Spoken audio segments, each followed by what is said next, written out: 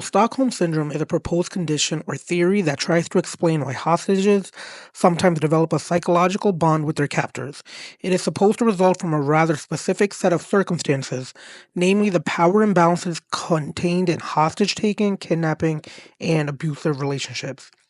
So, I just want to focus on the last two words I just said, abusive relationships.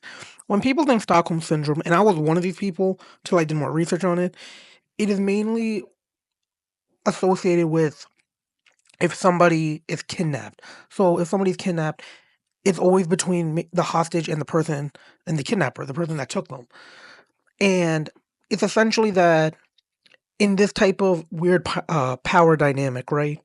It would be that the person that gets taken develops some sort of relationship or emotions toward the person that took them.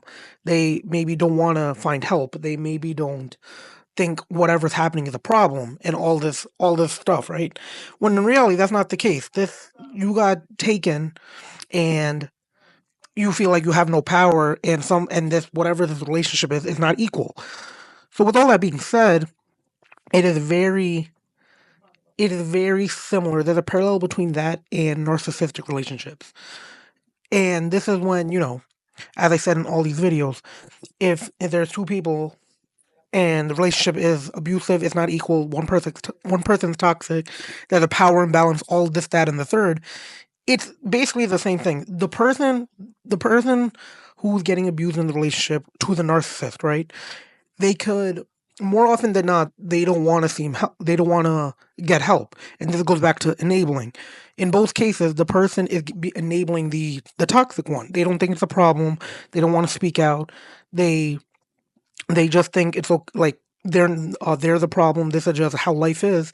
And when somebody tries to do something for them, they tell you like, it's none of your business. Why are you like getting involved? All this type of stuff. And maybe it's because of fear, but this is also the mental aspect of it because you know that this isn't right. But it goes back to one of the main things I talk about in like across all my videos, and that's you are a product of your environment. If somebody's taken at a young age or taken for a long period of time, this is all they know. Maybe they think this is the only way relationships are supposed to be. That one person is just completely dominant in it, and then the other person just thinks it's okay, nothing's wrong with it.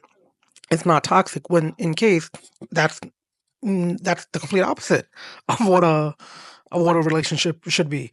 So I just wanted to draw that parallel between Stockholm syndrome and people in relationships, in narcissistic relationships that have this trauma bonded type relationship. And I talked about trauma attachment, trauma bond in a different video, but this is what that is. You're so bonded into this trauma that this is the only thing that you know.